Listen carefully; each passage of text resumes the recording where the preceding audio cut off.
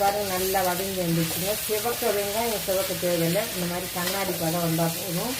இப்போ வந்து நம்ம தண்ணி ஊற்றிக்கலாம். இப்போ நான் இந்த செம்பால் வந்து ஒரு 1.5 செம்பு தண்ணி விட போகிறேங்க. ஒரு செம்பு ஊற்றிருக்கேன்.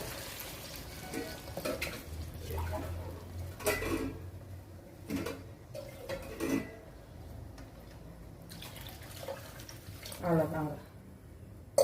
இப்போ இது நல்லா கொதிக்கட்டும்.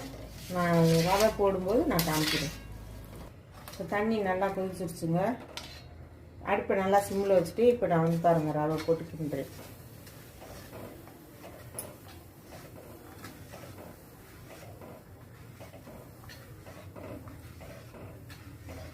ஒவ்வொரு ரவை தண்ணி அதிகமாக இருக்கும், ஒவ்வொரு ரவை தண்ணி கம்மியாக இருக்கும்.